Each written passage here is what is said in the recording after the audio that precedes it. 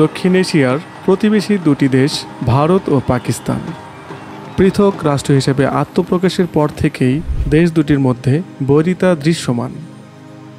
বহির্বিশ্বের কাছে চিরশত্রুর তকমাও পেয়েছে তারা।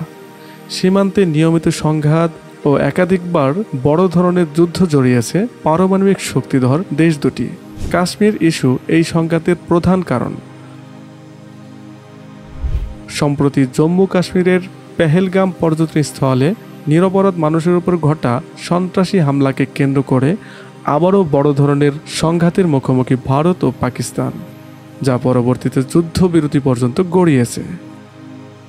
রহস্য রেদওয়ানের আজকের এই পর্বে আপনাদের জানাবো ভারত ও পাকিস্তানের মধ্যে পারমাণবিক শক্তিতে কোন দেশ এগিয়ে। চ্যানেলে নতুন হয়ে থাকলে অনুরোধ করব সাবস্ক্রাইব করে বেল আইকনটি বাজিয়ে দেওয়ার জন্য, আর অলরেডি সাবস্ক্রাইব করে থাকলে অনেক অনেক ধন্যবাদ জানাচ্ছি।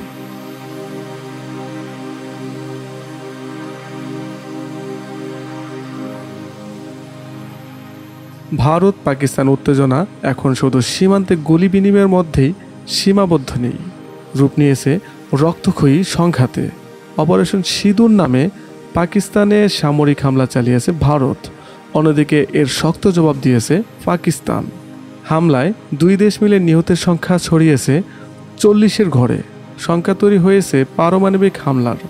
প্রশ্ন উঠেছে, পারমাণবিক শক্তিতে কে এগিয়ে, ভারত নাকি পাকিস্তান?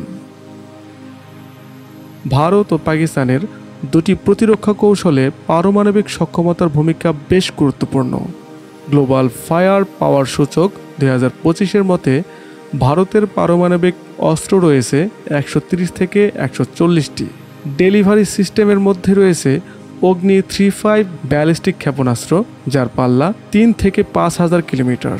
এছাড়া আছে মিরেজ 2000 ও রাফায়েল, এবং সামুদ্রিক প্রতিরক্ষায় INS আরিহান্ট।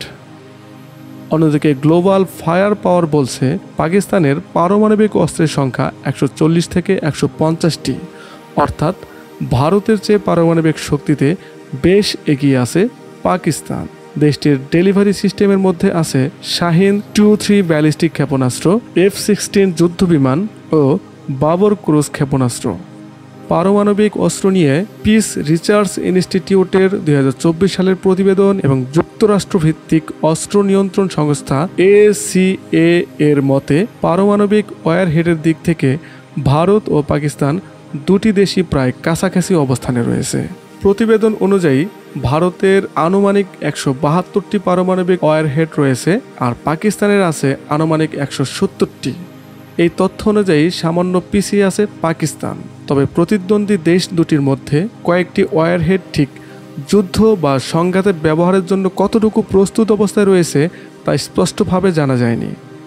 পিস রিসার্চ ইনস্টিটিউটের মতে পাকিস্তান মূলত ভারতের সঙ্গে প্রতিযোগিতা করে পারমাণবিক অস্ত্র তৈরি করছে, আর ভারত মনোযোগ দিচ্ছে দূরপাল্লার অস্ত্রের দিকে।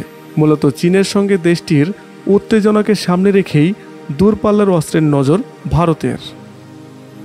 গ্লোবাল ফায়ার পাওয়ারের 2025-এর রিপোর্ট বলছে সামরিক শক্তিতে ভারত বিশ্বের চতুর্থ হলেও পাকিস্তানের অবস্থান 12তম। যদিও এই র্যাঙ্কিংই সব শক্তিমত্তার প্রমাণ দেয় না, কারণ এর বাইরেও কৌশলগত বিষয় রয়েছে।